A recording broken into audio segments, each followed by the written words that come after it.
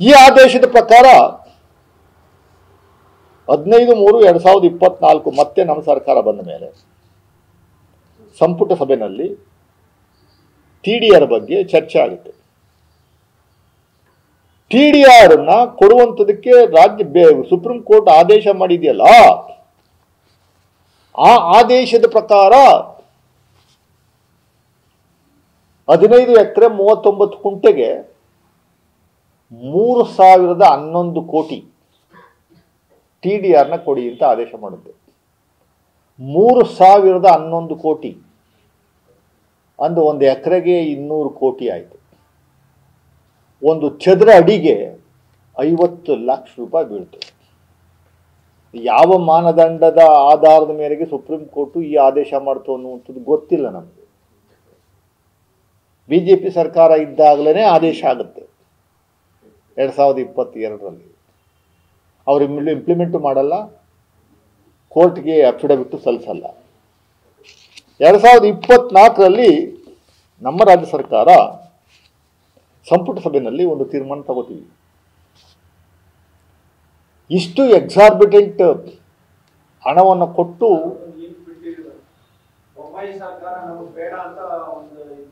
ಇಲ್ಲ, ನಾನು ಈ ಮಾಡೋದು ಈಗ ನಾನು ಹೇಳ್ತೀನಿ, ಅದನ್ನು ಬರ್ತೀನಿ, ನೆಕ್ಸ್ಟ್ ಪಾಯಿಂಟಿಗೆ ಬರ್ತೀನಿ. ಅದೇ ರೀತಿ ದಿನಾಂಕ 10/6/2024ರಂದು BBMP TDR ಕೊಡುತ್ತೆ. ಯಾವುದ ಆಧಾರದ ಮೇರೆಗೆ 1996 ಸರ್ಕಾರದ ಆದೇಶದ ಪ್ರಕಾರ ಅಂದಿನ ಭೂಮಿಯ ಬೆಲೆ 11 ಕೋಟಿ ಆಗಿರುತ್ತೆ. ಅದ್ರ ಪ್ರಕಾರ TDR ಕೊಡುವಂಥದ್ದಕ್ಕೆ ಒಪ್ಪಿಗೆ ಕೊಡುತ್ತೆ, ಆದರೆ ಅವ್ರು ತಗೊಳ್ಳಲ್ಲ. Again contempt was moved by ರಾಜರ ಮಂಥನ. ಆಮೇಲೆ ಫೈನಲ್ ಆಗಿ ನಮ್ಮ ಸರ್ಕಾರ ಅಧಿಕಾರಕ್ಕೆ ಬಂದ ನಂತರ ನಾವು ಜನವರಿ ತಿಂಗಳಲ್ಲಿ ಒಂದು ತೀರ್ಮಾನ ತಗೋತೀವಿ. 15 ಎಕರೆ 39 ಗುಂಟೆಗೆ 3,011 ಕೋಟಿ ಕೊಡೋಕ್ಕಾಗಲ್ಲ. ಅದ್ರಲ್ಲಿ 15 ಎಕರೆ 39 ಗುಂಟೆ ಪೈಕಿನಲ್ಲಿ ಜೈಮಾಲ್ಗೆ ಹೋಗೋ ರಸ್ತೆನಲ್ಲಿ ಅಲ್ಲೊಂದು ಅಂಡರ್ ಪಾಸ್ ಬರುತ್ತೆ. ಆ ಅಂಡರ್ ಪಾಸ್ಗೆ ನಾವು ಜಾಗನ 1,217 ಸ್ಕ್ವೇರ್ ಮೀಟರ್ ಜಾಗವನ್ನು ತಗೊಂಡಿದ್ದೀವಿ.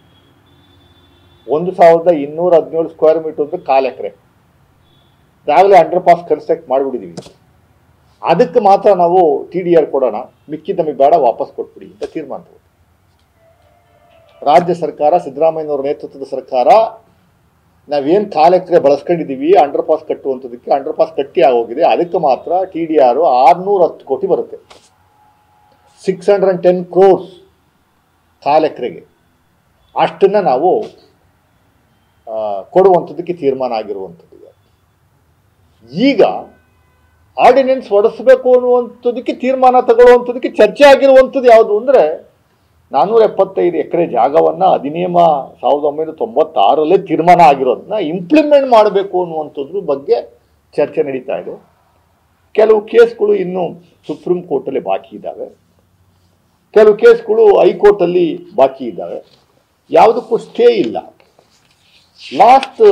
ನಾವೀಗ ನಿನ್ನೆ ದಿವಸ ಸುಪ್ರೀಂ ಕೋರ್ಟ್ಗೆ ಒಂದು ಅಫಿಡವಿಟ್ ಹಾಕಿದ್ದೀವಿ. ಕಂಟೆಂಪ್ಟ್ ಬಂದಿದ್ದರಿಂದ ನೀವು ಅನುಷ್ಠಾನ ಮಾಡಿಲ್ಲ ಅನ್ನುವಂಥದ್ದಕ್ಕೆ, 3,011 ಕೋಟಿ ಕೊಟ್ಟಿಲ್ಲ ಅನ್ನುವಂಥದ್ದಕ್ಕೆ ನಾವು 20/1/2025ರಂದು ಸರ್ವೋಚ್ಚ ನ್ಯಾಯಾಲಯಕ್ಕೆ ಕರ್ನಾಟಕ ರಾಜ್ಯ ಸರ್ಕಾರ ಕೊಟ್ಟಿರುವಂಥದ್ದು ಒಂದು ಪ್ಯಾರಾಗ್ರಾಫ್ ಓದ್ತೀನ. The valuation of the compensation in the form of TDR as laid down by the Honorable Supreme Court in its judgment dated 10/12/2024 has rendered the project of road expansion financially unviable, and hence the same is not in public interest or public policy. Further, it poses huge challenge to the urban planning of Bangalore city, and therefore this project of road widening is dropped in public interest in light of the severe financial implications on the state exchequer and implications for urban planning in the already congested central business district of Mysore. An extent of 1,217 square meter, which has been already utilized for the underpass in Jaimala Road, cannot be returned, and hence TDR is to be issued for this extent in accordance with the Honorable Supreme Court judgment.